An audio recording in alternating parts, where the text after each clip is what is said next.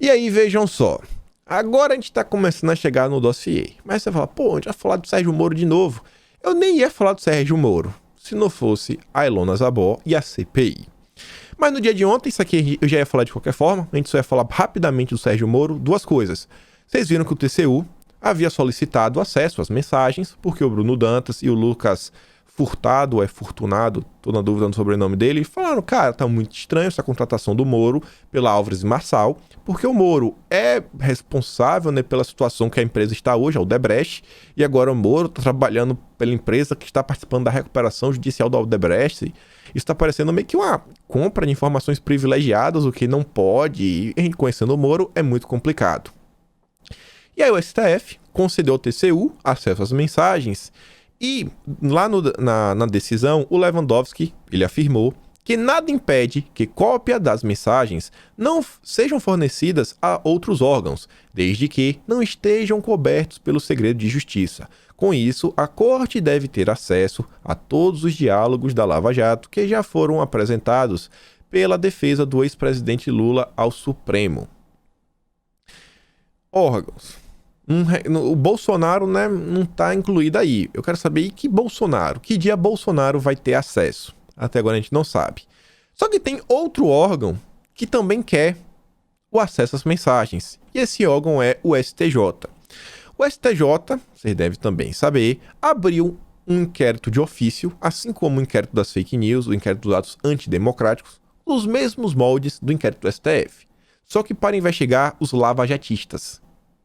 E agora, eles já estão investigando e eles querem as mensagens.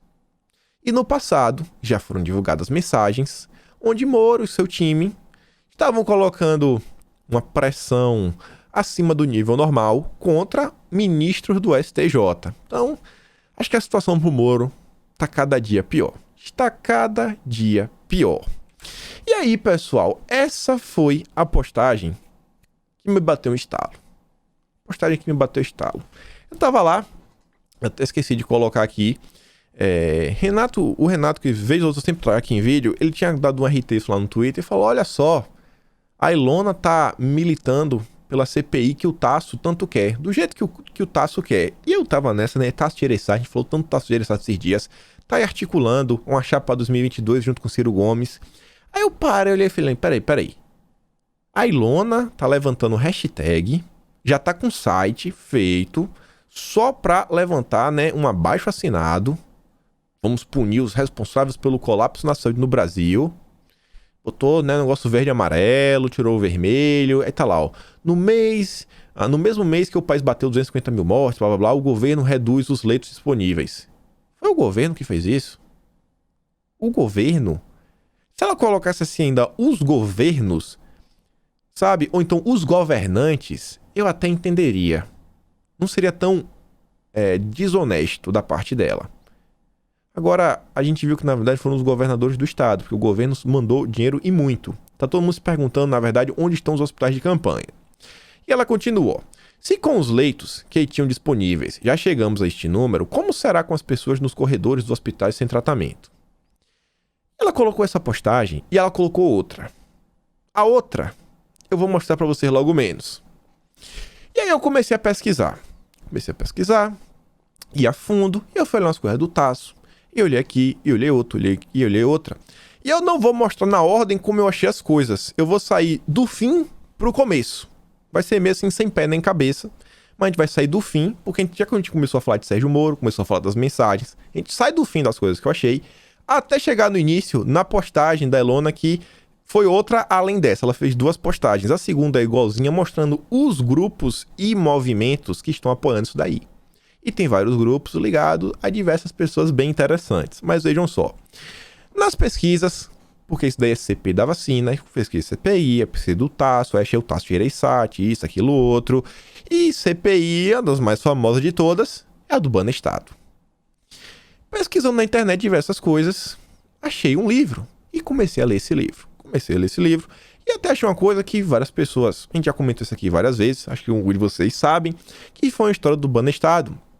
Uma parte do livro, tá na página 130, até coloquei aqui a página aqui em cima, que fala do CC5 Gate. De acordo com a matéria publicada na AEPET, Associação de Engenheiros da Petrobras, o escândalo do Banestado surge em 96 com a acusação de desvios pelo doleiro Dario Messer no valor de 228,3 mil dólares de uma conta da agência do banco em Nova York. Segundo o site Nova Margem, o escândalo Banestado é até hoje o maior crime financeiro da história do Brasil, com mais de 380 bilhões de dólares em remessas monetárias ilegais, o que é equivalente a mais de 600 bilhões em valores atuais e 30 vezes mais do que as maiores estimativas relativas à Operação Lava Jato. 30 vezes maior do que a Lava Jato. O responsável pela apuração do caso Banestado foi então o juiz Sérgio Moro, que, ao não anexar as provas no processo, levou à absolvição de todos os envolvidos citados. Entre eles destaco Luiz Roberto Barroso, do STF, Davi Alcolumbre, Tasso Gereissati. Vocês sabiam que o Sérgio Moro levou um cara que era aliado do Tasso Gereissati para o governo? A gente vai chegar lá. Luiz César Fernandes, fundador do BTG, Rodrigo Maia, que inclusive foi o vice-presidente da CPI. A comissão mista teve acesso a cerca de 1,6 milhão de operações, das quais 400 mil registradas no Banco Central, quebrando o sigilo bancário e fiscal de 1.400 pessoas e empresas. Mesmo diante dos números estratosféricos e de milhares de documentos, a CPI deu em nada. E olha só esse final. Diante de números estratosféricos e milhares de documentos. Olha só, operações, registros, quebraram sigilo fiscal de 1.400 pessoas. Será que 1.400 pessoas é muito? Muita gente? A gente vai chegar lá. E achei isso. Comecei a pesquisar do Tasso, comecei a pesquisar sobre CPIs. E aí também me deparei com a CPI da Petrobras, que aconteceu em 2015. A gente tá vindo do fundo pro começo. Porque eu fui pesquisando, eu achei umas coisas, mas depois fui atleta, né? Pô, aqui é Sérgio Moro, tá falando tanto de Sérgio Moro. Essas informações são interessantes, até porque foram feitas por uma pessoa que muita gente da direita, no ano passado, estava clamando para Bolsonaro indicar para o STF. Vocês vão lembrar, mas quando Bolsonaro escolheu o Cássio, um dos nomes que estava na boca do pessoal da direita na época era o Ives Gandra. E você vê, ó, o jurista Ives Gandra da Silva Martins, no artigo O Direito de Defesa e a Crise Brasileira, também publicado pelo jornal O Estado de São Paulo, ao mesmo tempo em que destaca as iniciativas da Operação Lava Jato, faz críticas ao desrespeito ao direito de defesa. Assim, pô, as pessoas têm que ter o direito de defesa. Isso realmente é certo. Olha o que teve com o Daniel, gente. Vocês acham que o Daniel, o nosso deputado Daniel Silveira, ele teve todos os direitos de defesa garantidos? Vocês acham? Vocês estão satisfeitos com o que aconteceu com o Daniel? E aí o Ives Gandra fala o seguinte, ó. Nada obstante, o indiscutível mérito que a PF, o Ministério Público, o Poder Judiciário estão demonstrando, há reparos a fazer. Uma democracia se caracteriza pelo direito de defesa. Sim, pô, a gente sabe que a PF, lá o Moro, beleza, tem os resultados, tem os méritos, mas olha só, tem umas coisinhas que a gente tem que pontuar. Ora, nas prisões preventivas determinadas na famosa Operação Lava Jato, tal direito tem sido tisnado, pois a medida que deveria ser algo excepcional passou a ser uma rotina preocupante em que a mera imprecisa acusação ou um texto fora de contexto podem levar o suspeito à mesa de detenção, da qual só sairá se fizer uma delação. Isso aqui até não parece o caso do Daniel. Pô, o cara colocou uma coisa que já vai, uma coisa que, cara, deve ser uma coisa assim absurda, exceção. Não, esteja preso, Daniel. Esteja preso. Você entende a importância de começar a analisar essas coisas?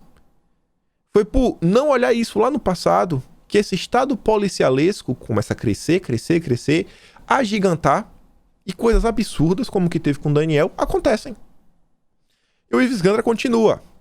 Há empresários que, sem figurarem em qualquer delação e sem prova de sua participação em qualquer ato ilícito concreto, tiveram sua liberdade segregada. Gente, eu entendo que é muito importante a gente punir as pessoas. Agora, se o que o Ives Gandra está falando realmente aconteceu, imagina a pessoa não ter o nome dela, não foi citado em nenhuma delação, não tem nenhuma prova concreta, e não tá preso. Tá preso. Como assim tá preso? E o Moro defende o que aconteceu com o Daniel. Não é possível utilizar a medida excepcionalíssima fora dos requisitos que autorizam para forçar a delação, mesmo que o acusado não deseje fazê-la ou não tenha o que delatar. Tal procedimento, além de macular o direito de defesa e subverter o princípio da presunção da inocência, passa a ser uma espécie de tortura sofisticada do século XXI. E depois ele continua falando, conhecendo e defendendo a excelência da Polícia Federal, a qual, ao meu ver, compete exclusivamente à presidência do inquérito, e conhecendo a idoneidade e o conhecimento profundo sobre os crimes, o juiz Sérgio Moro, não posso deixar, entretanto, de manifestar minha imensa preocupação com medidas que fragilizam o direito à defesa, fundamental na democracia, mediante a banalização das prisões preventivas por prazos indefinidos. O Daniel vai ficar preso até quando, gente? Até quando o Daniel Silveira vai ficar preso? Não sei. Não era pra estar solto já? Já não teve lá o pedido? A PGR já não se manifestou? Vai ficar preso até quando? Olha quem começou a criar confusão no Brasil. Olha quem começou. Olha quem puxou a corda. Olha quem esticou a janela de Overton, né? Do que era o normal. Que isso aqui era normal. Sérgio Moro normalizou isso daqui. Não, fica preso aí, sei lá, quanto tempo. Quanto tempo tu quiser. Quanto tempo eu quiser, né? Eu sou Sérgio Moro, eu que mando.